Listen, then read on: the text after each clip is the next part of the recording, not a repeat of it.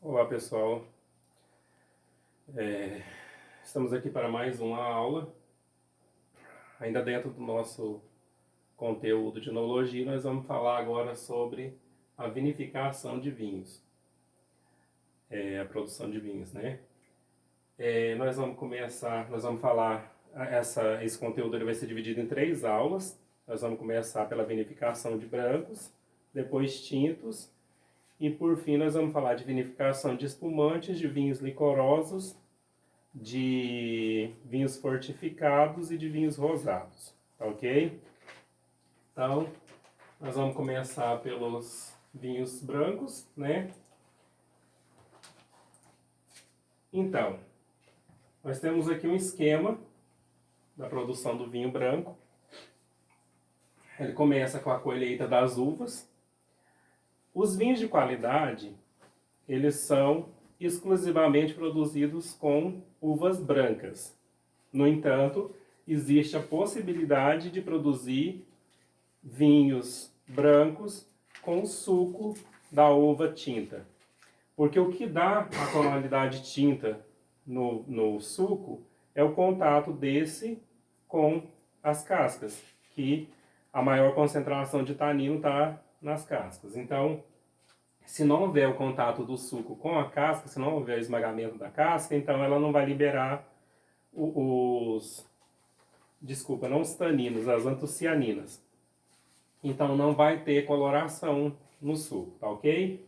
Então aqui a gente tem esse esquema, uvas brancas principalmente tintas. Pode ser só branca, como pode ser branca com o suco da uva tinta. Então o processo de esmagar a uva e separar os engaços, que são os talinhos que unem a uva ao cacho, é feito por essa máquina aqui, que é chamado de desengaçadeira ou esmagadeira, ou os dois, desengaçadeira e esmagadora. Tá ok? Então aqui a gente tem a separação dos engaços e o esmagamento da uva. Só que esse esmagamento ele é feito de uma maneira que só rompa a casca. O ideal seria a extração do suco sem o rompimento da casca. Mas para alguns processos é necessário que a casca se rompa, mas sem muita pressão para não ter esmagamento de semente. Por causa a semente, como a gente viu nos outros slides, ela possui taninos e outras substâncias que vão conferir a esse vinho, se elas forem esmagadas, um paladar, um sabor amargo, ou adstringente no caso dos taninos. Então a gente tem o esmagamento, né, o separa dos engaços. Aí aqui embaixo a gente tem a separação das cascas e a prensa, que vai separar as cascas. A prensa separa as cascas e separa o suco. Aqui, então a gente tem as cascas saindo aqui e o suco saindo aqui. Aqui nesse processo ocorre a adição do SO2, que é o dióxido de enxofre. Mais adiante a gente vai ver qual que é a função desse dióxido de enxofre. Então, através de uma bomba, esse suco ele é jogado na cuba de desborra. Posteriormente, através de bomba também, é jogado na cuba de fermentação, que depois é jogado nos tonéis de descanso e posteriormente engarrafados. Então aqui a gente tem um esquema simplificado do que ocorre nesse processo de vinificação. Então vamos lá. O vinho branco é elaborado diretamente de uvas brancas ou do suco incolor das uvas tintas, porque, como eu disse, o pigmento está na casca. Porém, os grandes vinhos brancos são produzidos exclusivamente com uvas brancas. As principais etapas do processo de vinificação estão descritas a seguir. Então, o primeiro processo é a remoção do suco das uvas, o esmagamento das uvas e a produção do mosto. Apesar de alguns vinhos brancos, especialmente os vinhos que servem de base para a produção de espumantes, serem feitos sem romper a casca das uvas, este processo praticamente inicia a vinificação. Ou seja, pode ocorrer o rompimento ou não da casca. Para alguns vinhos não ocorre, para outros pode ocorrer. De maneira ideal, o esmagamento deve romper apenas a casca, permitindo o livre fluxo do suco, sem qualquer dano às sementes, engaços, que são os raminhos, como eu falei, e as cascas. Então, tem que ocorrer a ruptura da casca sem que ocorra o esmagamento. Se tiver engaços, por exemplo, e eles também forem esmagados, ou a casca de uma uva tinta, por exemplo, então isso vai acabar comprometendo a qualidade do vinho branco. Então tem que ter esse cuidado na hora de esmagar. Então as partes das uvas não devem participar do processo de fermentação. As partes são a casca, o engaço e a semente, pois apresentam grande concentração de taninos, transmitindo a astringência e amargor ao vinho. Foi o que eu falei. Se você, no processo de esmagamento, esmagar a semente, ou se tiver um engaço, vai acontecer isso. Vai ter a astringência por causa dos taninos e a sensação, o sabor amargo. Tá ok? O esmagamento das uvas normalmente é feito numa máquina chamada de desengaçadeira ou desengaçadeira esmagadeira ou só desengaçadeira. Alguns processos têm elas separadas, outras têm uma mesma máquina fazendo os dois processos. Isso varia muito de vinícola para vinícola. Que também retira o engaço. Este equipamento normalmente está localizado do lado de fora da cantina e dá origem ao chamado mosto, que é a mistura de sucos, sementes, engaços e cascas, produtos do esmagamento dos bagos da uva. Então, para a gente entender, esse processo ele ocorre fora da cantina, ou seja, fora da estrutura de produção do vinho mesmo da vinícola, e aí ele gera um produto chamado mosto, que é a mistura da casca, do suco, as sementes, e nesse caso aqui, a gente já vê que o engaço ele foi extraído. Por quê? Como a gente viu na apresentação lá da correção do estudo dirigido, o engaço ele é rico em tanino. E tanino ele acaba deixando um sabor adstringente e amargo, só repetindo o que eu já falei anteriormente, tá ok? Então o termo mosto também pode se referir ao suco produzido após a prensagem. Portanto, de uma maneira mais ampla, podemos definir mosto como sendo material fermentável produzido por esmagamento ou prensagem da uva. Então o mosto, ele é um nome que se dá tanto para essa mistura que a gente viu aqui do suco com semente, casca, engaços, quanto para esses engaços aqui, ó, só para ressaltar, são engaços residuais, né? Então, assim, é feita a separação, mas, como tudo, não é 100%, então vai ter um residual ainda de engaço. Mas voltando aqui, então mosto, quando a gente tem essa mistura aqui, é chamado de mosto, mas quando ele passa pelo processo de prensagem, que aí separa todos esses sólidos, os sólidos maiores, que depois a gente vai ver que existem sólidos residuais que são separados posteriormente, mas ele também é chamado de mosto. Então, mosto, a definição seria essa daqui: um material fermentável produzido por esmagamento ou prensagem da uva, tá ok?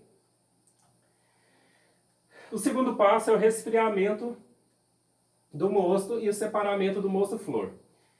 Se nessa fase da vinificação o mosto não estiver ainda resfriado, pode-se fazê-lo através de equipamentos adequados. Então a gente vai ver que esse resfriamento é uma característica da produção de vinhos brancos. Por exemplo, o vinho tinto não requer esse resfriamento, tá ok? Parte do suco das uvas durante o processo de esmagamento flui livremente pelo próprio peso das uvas, sendo separado para a posterior fermentação. Este mosto, rico em aromas e sabores, é denominado mosto flor, sendo geralmente utilizado para a produção de vinhos mais nobres. Então, a gente vai, para entender isso, durante o processo de esmagamento, sem que ocorra uma prensagem, naturalmente já vai fluir um suco dessas uvas, em função do peso. Então, assim, rompeu a casca, vai drenar um suco.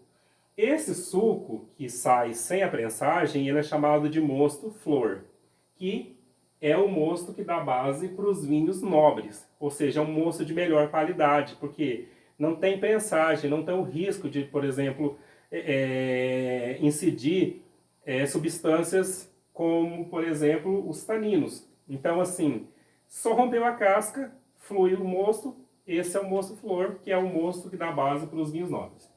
O restante do mosto é então encaminhado para as prensas, onde terá continuidade o processo de extração do suco das uvas. Separado o mosto flor, então o restante vai para a prensa para separar o mosto que seria de uma qualidade inferior, né? O terceiro passo é a adição do dióxido de enxofre. Como eu falei para vocês, agora a gente vai ver a função desse dióxido. Então, o dióxido de enxofre é frequentemente adicionado às frutas inteiras durante o processo de esmagamento e posteriormente ao mosto e ao vinho.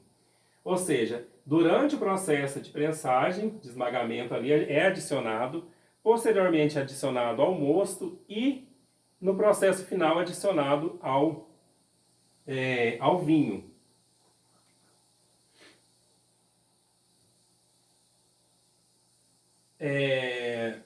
E qual que é a função disso? É proteger as uvas, ou seja, o mosto, o vinho, do ataque de bactérias.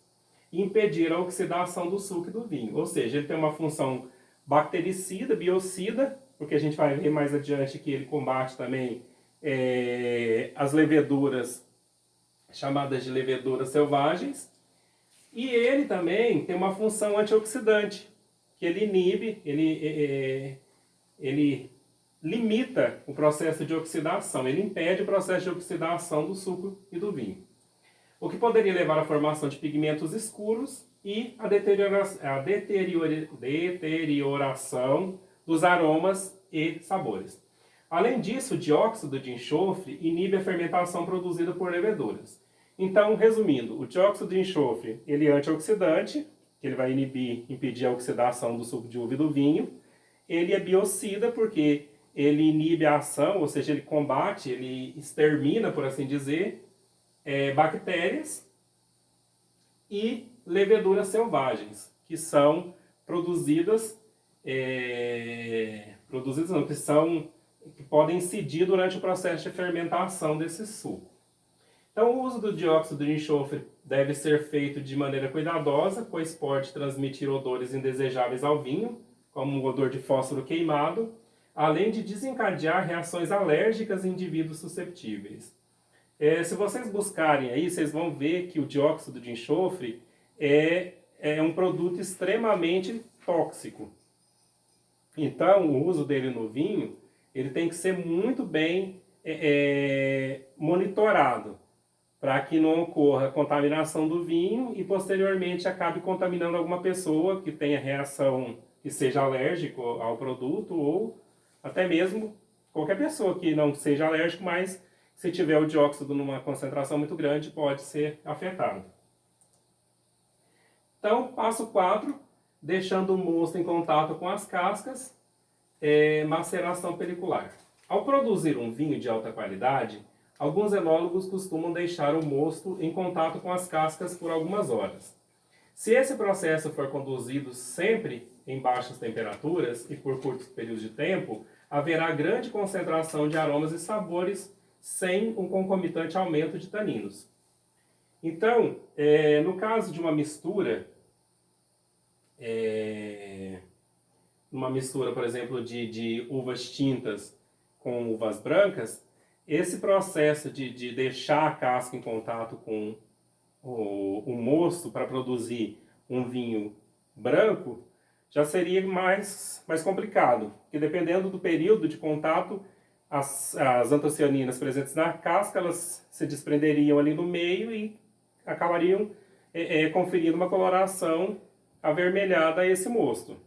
Isso não seria interessante para um vinho branco. Porém, quando a gente pensa em uvas brancas, esse contato ele é importantíssimo. Por quê?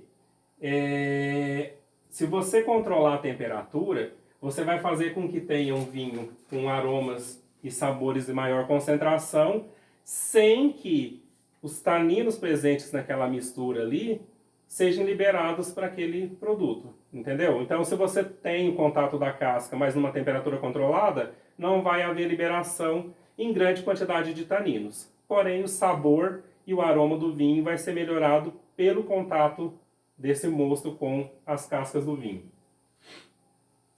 Esse processo é utilizado na produção de vinhos das uvas Chardonnay, Riesling, Sauvignon Blanc e Viognier. Ok? Pressão do mosto. Então, após o contato com as cascas, ou diretamente após o esmagamento e a separação do mosto-flor, o restante do mosto é enviado para a prensagem. Então, a gente tem aqui duas opções. Ou você esmaga e logo após esse esmagamento, você já manda para a prensagem. Assim, depois que você separa o mosto-flor, você já manda direto para a prensagem. Ou então você vai esmagar, separar o mosto-flor e deixar o restante em contato com a casca por um período para posteriormente fazer o esmagamento. Então existem essas duas possibilidades. Então nas modernas vinícolas, as prensas utilizadas são pneumáticas, onde um galão de borracha é inflado exercendo pressões que podem ser controladas pelos enólogos.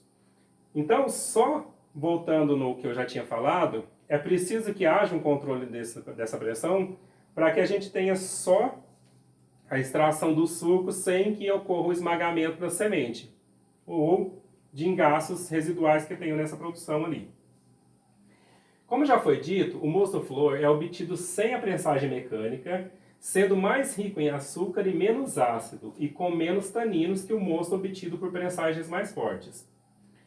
Então, o mosto-flor, como ele não passa por um processo mecânico, então você tem um suco que flui naturalmente. Então, ele não vai ter uma presença muito alta de taninos e o sabor dele, em termos de açúcar, a doçura, é bem maior do que o que vai sair após a prensagem. As prensagens são realizadas em escala crescente, sendo o produto das prensagens diferentes em seu conteúdo de açúcar, álcool e taninos. Quanto mais intensa for a prensagem, menor o teor de açúcar e maior o teor de álcool e taninos.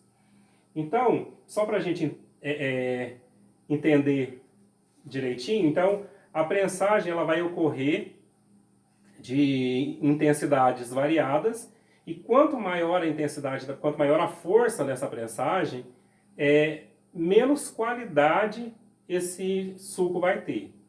Então, menos prensagem, você tem um mosto, um suco com maior concentração de açúcar, menos álcool e menos tanino.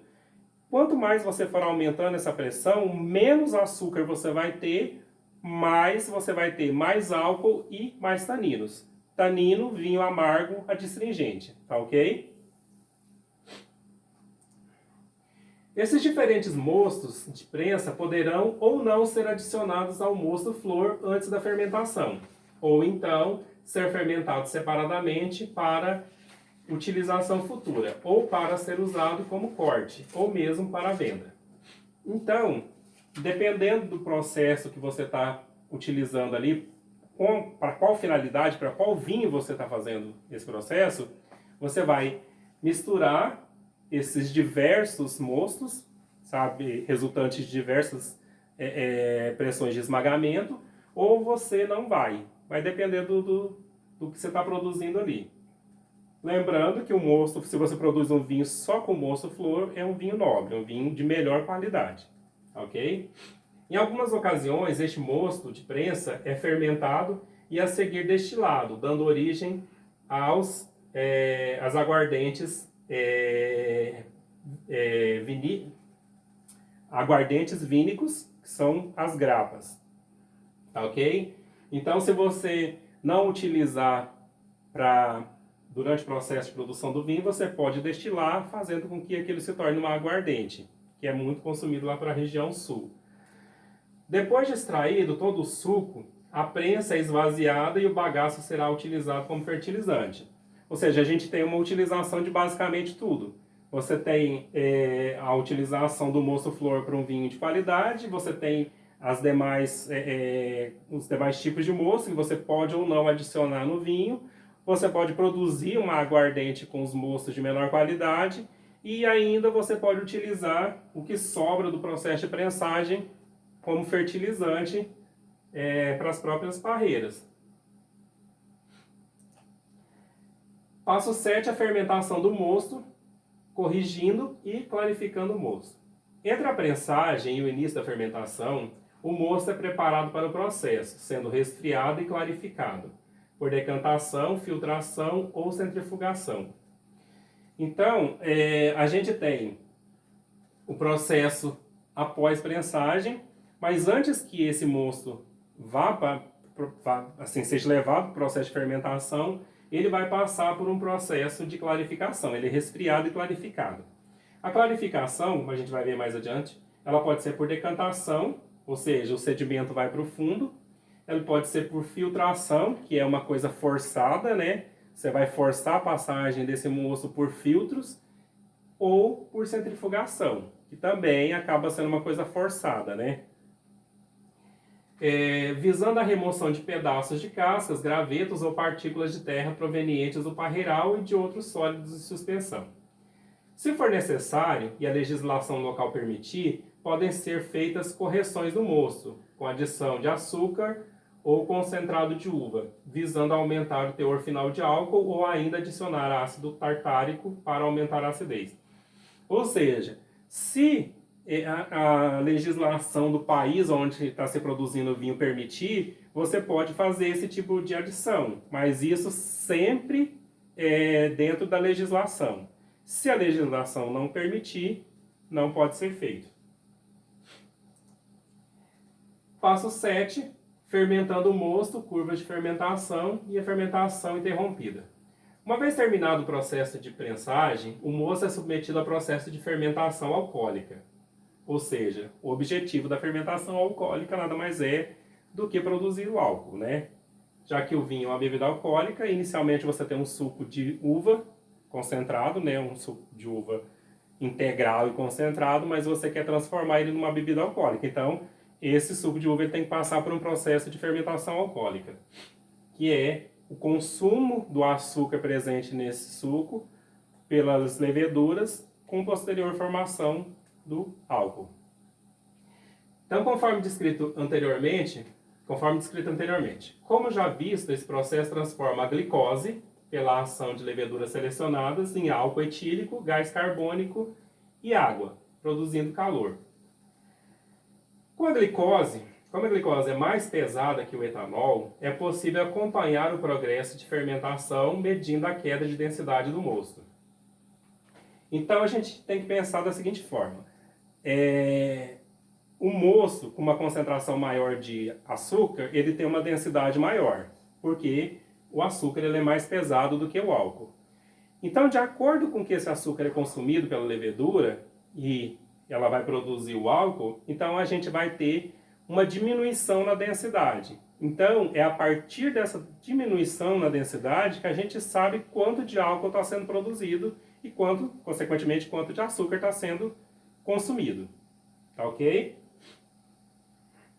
Este processo de acompanhamento se faz através das curvas de fermentação, que dão uma ideia bastante precisa do consumo da glicose e da produção do etanol, permitindo ao enólogo detectar precocemente qualquer anormalidade no processo fermentativo. Então, basicamente, assim, o enólogo ele já sabe qual que é a curva ideal de consumo de açúcar e produção de álcool para aquele tipo de vinho. Então, com essas curvas de fermentação, ele consegue saber se o processo está sendo feito de forma adequada ou não, né? O problema mais temido pelos enólogos é uma parada na fermentação, quando por uma série de razões a fermentação é interrompida antes que toda a glicose tenha sido consumida. Entre as principais causas deste problema estão a desativação das leveduras por inibidores naturais, altas temperaturas no processo de fermentação ou ainda a falta de nutrientes necessários para a multiplicação das leveduras. Então, se a gente tem ali, o enólogo está acompanhando o processo ali pela curva de fermentação. Mas chega num dado momento ali, onde não deveria ter acontecido, mas houve uma paralisação, ou seja, a fermentação foi interrompida, você tem um problema com relação à qualidade daquele vinho.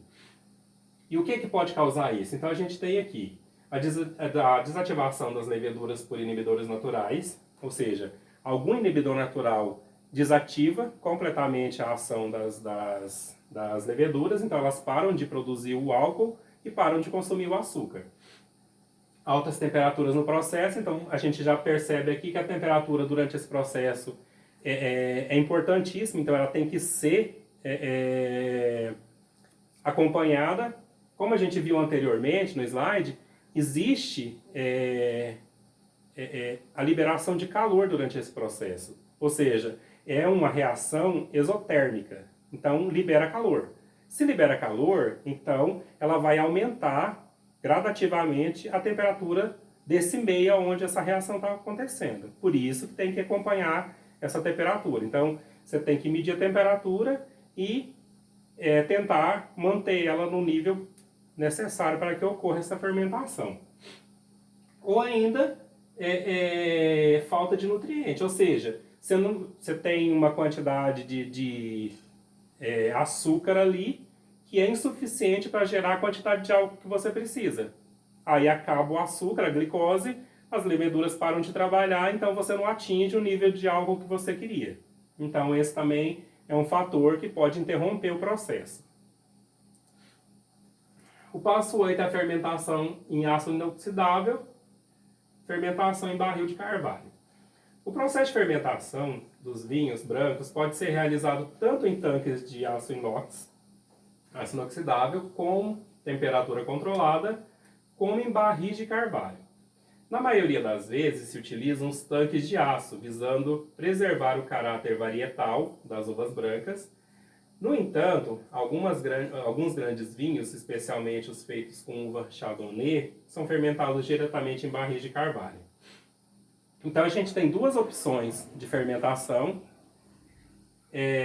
seja em barris de aço inox ou barris de carvalho. Como fala aqui, os tanques de inox eles são preferíveis aos barris de madeira para manter o caráter varietal. O que quer dizer caráter varietal? Quer dizer que a gente está utilizando uma única variedade de uva ali que a gente quer que mantenha as qualidades dessa uva. Por exemplo, você está usando, não é o caso da Chardonnay, porque é preferível usar o barril de carvalho, mas você está usando uma Riesling, por exemplo.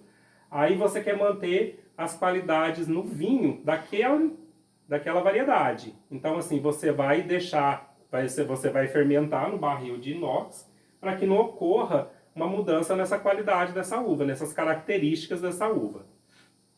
E, no caso do barril de inox, é sob temperatura controlada, tá ok? Então, resumindo, barril de inox, temperatura controlada, quando você quer manter esse caráter varietal. No caso da Chardonnay, é preferível barril de carvalho. Lembrando que a fermentação no barril de carvalho vai ocorrer alterações nesse caráter varietal da uva Chardonnay, ok? Temperatura de fermentação. No caso dos vinhos brancos, a temperatura de fermentação é um fator crucial para o sucesso ou fracasso. Eu já falei isso anteriormente. Nesse caso, no caso dos vinhos brancos, a temperatura é importante. Então, é controlado do começo até o fim. Como regra geral, quanto mais baixa a temperatura, maior a qualidade do vinho. A temperatura média habitual na fermentação de vinhos brancos é de 18 graus Celsius, visando, mais uma vez, preservar os delicados aromas e sabores das varietais brancas. Nessa temperatura, a fermentação normalmente se completa em 2 a 6 semanas. Então, a gente vê aqui a questão do caráter varietal, como eu falei anteriormente. Se você quer manter o caráter varietal, barril de inox, temperatura controlada, tá ok? Então, produzindo vinhos brancos e secos e doces. vinhos brancos secos e vinhos brancos doces. A fermentação alcoólica estará terminada quando a quantidade apropriada de açúcar tiver sido consumida. Aí a gente volta na questão da curva de fermentação. Então, o enólogo ele sabe a quantidade de álcool que ele quer naquele vinho, que é o padrão. Então, terminada, assim, atingida essa quantidade aproximada aí de apropriada de álcool, você finaliza o processo de fermentação, né? De acordo com o estilo do vinho que pretende produzir. Para os vinhos secos, deixa-se a fermentação se processar completamente, até que todas as moléculas de açúcar tenham sido convertidas em álcool. Então, o vinho seco ele tem um teor alcoólico maior e, teoricamente, zero açúcar. Então, por isso que ele é chamado de vinho seco. Então, vinho branco seco, zero açúcar, um alto teor de álcool.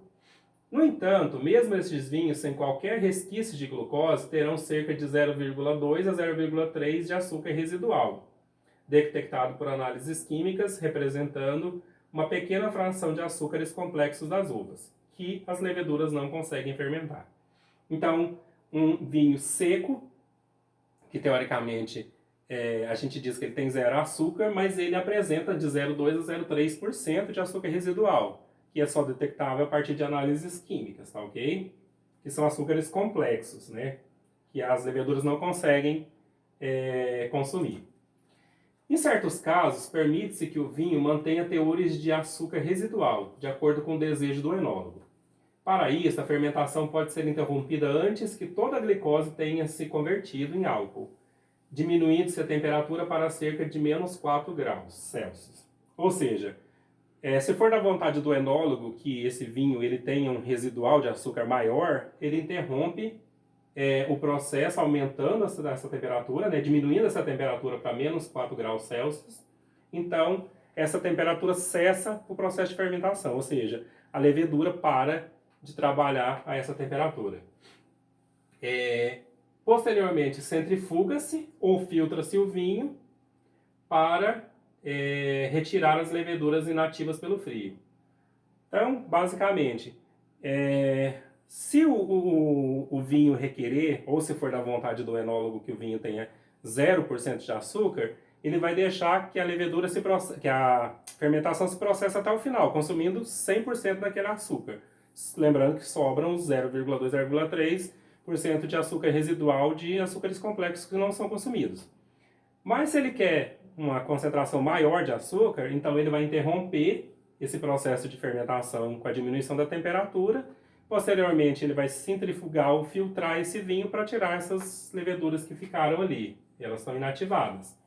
Então, esses vinhos aqui, eles podem ter de 2 a 3% de açúcar.